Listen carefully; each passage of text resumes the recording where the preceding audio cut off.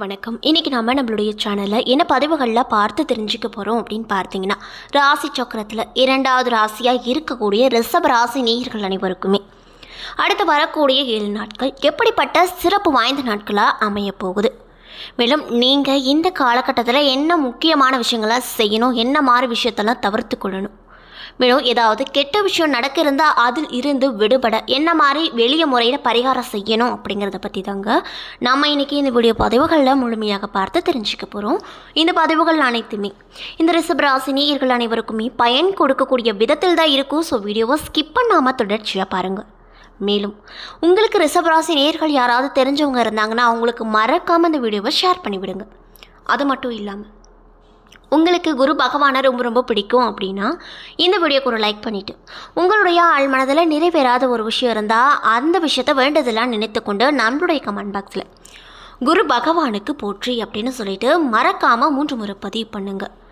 நீங்கள் இந்த தருணத்தில் அவரை நினைத்து இப்படி ஒரு விஷயம் செய்யும்போது கண்டிப்பாக நீங்கள் என்ன விஷயம்லாம் நடக்கணும் அப்படின்னு சொல்லிட்டு வேண்டதெல்லாம் நினைத்தீங்களோ அந்த விஷயங்கள் அனைத்துமே அவர் கூடிய விரைவில் நிச்சயமாக நடத்தி வைப்பார். ஸோ நம்பிக்கையோட இந்த ஒரு விஷயத்தை செஞ்சு பாருங்கள். அதுக்கு முன்னாடி நீங்கள் இப்போ தான் நம்ம சேனலை முதல் முறையாக பார்க்குற மாதிரி இருந்தால் மறக்காமல் சப்ஸ்கிரைப் பண்ணிவிட்டு கீழே இருக்கும் பெல் ஐக்கானையும் மறக்காமல் கிளிக் பண்ணிடுங்க.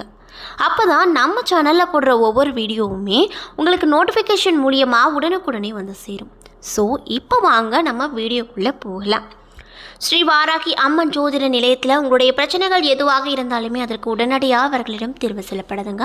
அது மட்டும் இல்லாமல் இவங்களை நீங்கள் நேரில் தான் போய் பார்க்கணும் அப்படின்ற அவசியமே கிடையாது. கான்டாக்ட் மூலியமாகவே தொடர்பு கொண்டு உங்களுக்கு இருக்கக்கூடிய அனைத்து விதமான பிரச்சனைகளுக்கும் 24 மணி நேரத்தில் சிறந்த முறையில் இவர்களிடம் தீர்வு சொல்லப்படுதுங்க. மேலும் நீங்களும் உங்கள் பிரச்சனைகளுக்கு தீர்வு காணணும் அப்படின்னு நினச்சா டிஸ்கிரிப்ஷனில் உங்களுடைய கான்டாக்ட் நம்பர் ஆட் பண்ணியிருக்கோம். ஸோ மறக்காமல் தொடர்பு கொண்டு பயன்பெற்றுக்கோங்க. ஸோ இப்போ வாங்க நம்ம ரிஷபராசி நேயர்களுக்கு இந்த 7 நாள் எப்படி இருக்க போகுது அப்படின்றத பற்றி பார்த்து தெரிஞ்சுக்கலாம். திருக்கணித பஞ்சாங்கத்தின் படி நவகிரகங்களின் சஞ்சாரத்தை பார்ப்பதால் சூரியன் சிம்ம ராசியில் இருக்கார், செவ்வாய் ரிஷபராசியில் இருக்கார், 26ஆம் தேதி மிதுன ராசிக்கு சென்றார். மேலும் புதன் வக்ரகதி அடைந்து கடகத்தில் அமர்ந்திருக்காரு.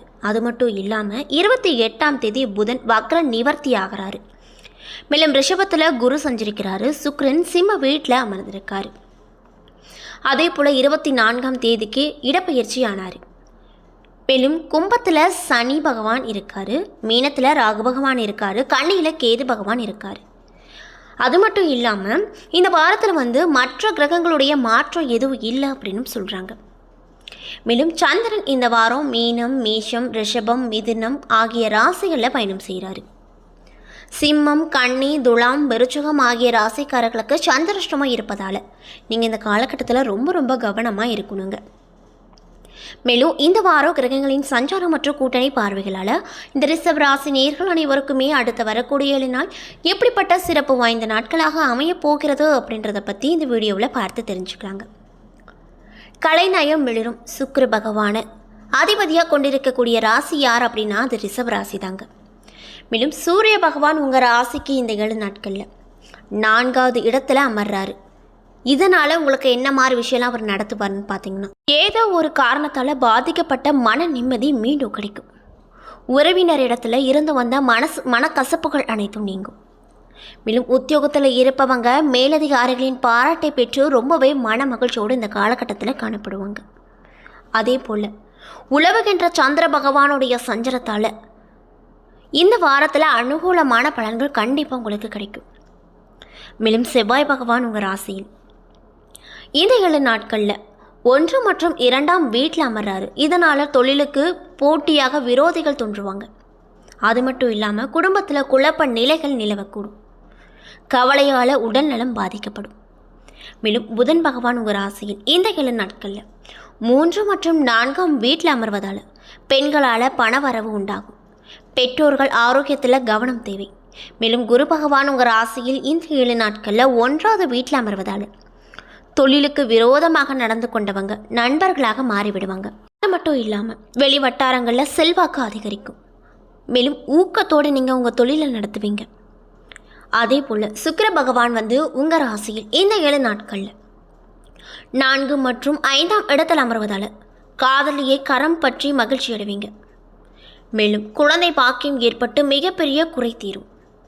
அதே போல் சனி பகவான் இந்த 7 நாட்களில் உங்கள் ராசியில் 10வது இடத்துல அமர்றாரு. இதனால் எச்சரிக்கையோடு வாகனங்களை ஓட்டுவீங்க. எதிர்பாராத விபத்துகள் ஏற்படும், அதனால் கவனமாக இருந்துக்கோங்க. மேலும் பண விஷயத்தில் அலட்சியம் காட்டாதீங்க. அதே போல் ராகு பகவான் உங்கள் ராசியில் இந்த 7 நாட்களில் 11வது வீட்டில் அமர்றாரு. இதனால் பிள்ளைகளால் தொல்லைகள் உண்டாகும். மேலும் புதிய வீடு மாறுவதற்கான வாய்ப்பு ஏற்படும். கணவன் மனைவி உறவு மகிழ்ச்சி தரக்கூடிய வகையில் இருக்கக்கூடும். மேலும் கேது பகவான் இந்த 7 நாட்களில் உங்களுடைய ராசியில் 5ஆம் இடத்துல அமர்றாரு. இதனால் அசாத்திய துணிவோடு தொழிலை நடத்துவீங்க. வேண்டாத விரோதிகள் பணிந்து போவாங்க. மக்களால் நன்மையும் உங்களுக்கு கண்டிப்பாக கிடைக்கும். இதனால் நீங்கள் இந்த காலகட்டத்தில் ரொம்பவே மன மகிழ்ச்சியோடு காணப்படுவீங்க அப்படின்னு சொல்லப்படுதுங்க. அதே போல் ரிஷப ராசியில் கார்த்திகை 2, 3, 4 பாதங்கள், ரோகிணி, மிருக சீரிஷம் 1, 2 பாதங்கள் என நட்சத்திரம் இருக்குது. கிரக நிலையை ஆராய்ந்து பார்க்கும்போது ராசியில் குரு, செவ்வாய், தைரிய வீரிய ஸ்தானத்தில் புதன், சுகஸ்தானத்தில் சூரியன், சுக்கிரன், பஞ்சமஸ்தானத்தில் கேது, தொழில் ஸ்தானத்தில் சனி, லாபஸ்தானத்தில் ராகு என கிரக நிலைகள் அமைஞ்சிருக்கு. இதனால் உங்களுக்கு இந்த 7 நாள் எப்படி இருக்குன்னு பார்த்தீங்கன்னா, சுப செலவுகளை அதிகரிக்கும். மனதில் ஏதாவது கலக்கம் ஏற்படும். காரணமே இல்லாமல் வீண் பழி சுமக்க நேரிடும்.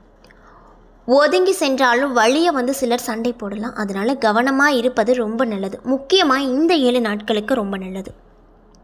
கண் சம்பந்தப்பட்ட கோளாறுகள் ஏற்படக்கூடும். வேலை தவறி உணவு உண்ணும்படி நிலைகள் வரக்கூடும். தொழில் வியாபாரத்தில் திடீர் போட்டிகள் இருக்கக்கூடும். வீண் வார்த்தைகளை பேசுவதை தவிர்ப்பது நல்லது. மேலும் வாடிக்கையாளர்கள் மன நிறைவடைவதற்காக கூடுதலாக உழைக்க வேண்டிய நிலைகள் வரும். மேலும் உத்தியோகத்தில் இருப்பவங்க அதிக பணியாற்றுவதால் உடல் சோர்வடைய நேரிடும். எதிர்பார்த்த பணி உயர்வும் கிடைக்கும். மேலும் குடும்பத்தில் ஏதாவது வேண்டாத பிரச்சனை தலை தூக்கலாம். உறவினர்கள் மற்றும் நண்பர்கள் மற்றும் பிள்ளைகள் என்று யாரிடமும் வீண் சண்டையை தவிர்ப்பது நல்லது. கணவன் மனைவிக்கிடையே திடீர் கருத்து வேற்றுமைகள் ஏற்படக்கூடும். இதனால் அனுசரித்து செல்வது உங்களுக்கு ரொம்ப ரொம்ப நல்லது. மேலும் பெண்களாக இருக்கக்கூடியவங்களுக்கு மனக்கவலைகள் அனைத்தும் நீங்கும். கலைத்துறையில் இருப்பவங்களுக்கு பணியாட்களின் ஒத்துழைப்பு சிறப்பாகவே கிடைக்கும். அரசியல் துறையில் இருப்பவங்களுக்கு தங்களுடைய இருப்பை மேலிடத்தில் செல்வதற்கு ஏற்ற காலகட்டமாக இருக்கும். மாணவ செல்வங்களுக்கு உடல் சோர்வு உண்டாகும்.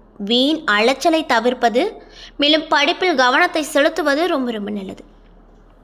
அதே போல் ரிஷபராசியில் இருக்கக்கூடிய கார்த்திகை 2, 3, 4 பாத நட்சத்திரக்காரர்களுக்கு இந்த 7 நாட்கள் எப்படி இருக்குன்னு பார்த்தீங்கன்னா, விரோதிகளையும் பிரச்சனைகளையும் சந்திக்க வேண்டி வரும். உங்கள் மனதிடத்தை குலைக்கும் அளவிற்கு இப்பொழுதும் உங்கள் எதிரிகள் பலமாக தலை தூக்குவாங்க. அவர்களால் உங்களுக்கு, உங்கள் உறவினர்களுக்கும் உள்ள மற்றும் தொழிலுக்கும் சில சோதனைகள் ஏற்படும். அதற்கு பின்னர் அது சரியாகிவிடும். மேலும் ரோகிணி நட்சத்திரக்காரர்களுக்கு இந்த 7 நாட்கள் எப்படி இருக்குன்னு பார்த்தீங்கன்னா, உங்களுக்கு நற்பலன்கள் நிகழ வாய்ப்பு இருக்குது. அது மட்டும் இல்லாமல் எதிர்ப்படும் கஷ்டம் நஷ்டங்களில் இருந்து விடுபட சாமர்த்தியமான நஷ்டங்களையும் இழப்புகளையும் தவிர்த்து விடுவீங்க. மகன் மற்றும் மகள் பெருமையை கீர்த்தியும் ஏற்படும். மன நிம்மதி கிடைக்கும். மேலும் மிருக சீரிஷம் 1 மற்றும் 2ஆம் பாத நட்சத்திரக்காரர்களுக்கு இந்த 7 நாள் எப்படி இருக்குன்னு பார்த்தீங்கன்னா, வருமானம் பெருகினாலும் செலவுகள் கூடும். மன இறுக்கம் நீங்கி புதிய தெம்போடு செயல்படுவீங்க. நீண்ட நாள் நோயால் அவதியுற்ற மருத்துவமனையில் இருந்தவங்க குணமடைந்து வீடு திரும்புவாங்க. குடும்பத்தில் இதுவரை இருந்து வந்த மனக்கசப்புகள் மாறும். குடும்பத்தில் இருக்கக்கூடிய சங்கடங்கள், தோய்வு நிலைகள் அனைத்துமே நீங்கும். அது மட்டும் இல்லாமல் தெய்வ ஆராதனைகள், திருமண வைபவங்கள் நிகழும். இதனால் ரொம்பவே மன மகிழ்ச்சியோடு காணப்படுவீங்க. மேலும் நீங்கள் என்ன விஷயங்களை இந்த காலகட்டத்தில் பரிகாரமாக செய்யணும்னு பார்த்தீங்கன்னா, லக்ஷ்மியை வழிபட கடன் பிரச்சனைகள் தீரும், செல்வ நிலையும் உயரக்கூடும். ஸோ நீங்கள் ரிஷபராசி நேயர்களாக இருந்தால் மறக்காமல் இந்த ஒரு விஷயத்தை தொடர்ச்சியாக நீங்கள் செஞ்சுட்டு பாருங்கள். கண்டிப்பாக உங்களுக்கு செல்வ வளம் அப்படிங்கிறது கூடிய விரைவில் உயரும். என்ன நண்பர்களே, இந்த வீடியோ பதிவுகளில் ரிஷபராசி நேயர்கள் அனைவருக்குமே அடுத்து வரக்கூடிய 7 நாள் எப்படிப்பட்ட சிறப்பு வாய்ந்த நாட்களாக அமைய போகுது அப்படின்றத பற்றி இந்த வீடியோவில் தொடர்ச்சியாக பார்த்துருப்போம். இந்த பதிவுகள் அனைத்துமே உங்களுக்கு பயன் தரக்கூடிய விதத்தில் தான் அமையப்பட்டிருக்கும். ஸோ வீடியோ பிடிச்சிருந்தால் லைக் பண்ணுங்கள், ஷேர் பண்ணுங்கள். மேலும் உங்களுக்கு குரு பகவானை ரொம்ப பிடிக்கும்னா இந்த வீடியோக்கு ஒரு லைக் பண்ணிவிட்டு உங்களுடைய ஆழ்மனதில் ஒரு விஷயத்தை வேண்டுதலாக நினைத்து கொண்டு நம்மளுடைய கமெண்ட் பாக்ஸில் குரு பகவானுக்கு போற்றி அப்படின்னு சொல்லிட்டு மறக்காமல் பதிவிடுங்க. மேலும் நீங்கள் இப்போ தான் நம்ம சேனலை ஃபர்ஸ்ட் டைம் பார்க்குற மாதிரி இருந்தால் மறக்காமல் சப்ஸ்கிரைப் பண்ணிவிட்டு கீழே இருக்கும் பெல் ஐக்கானையும் மறக்காமல் கிளிக் பண்ணுங்கள். நன்றி.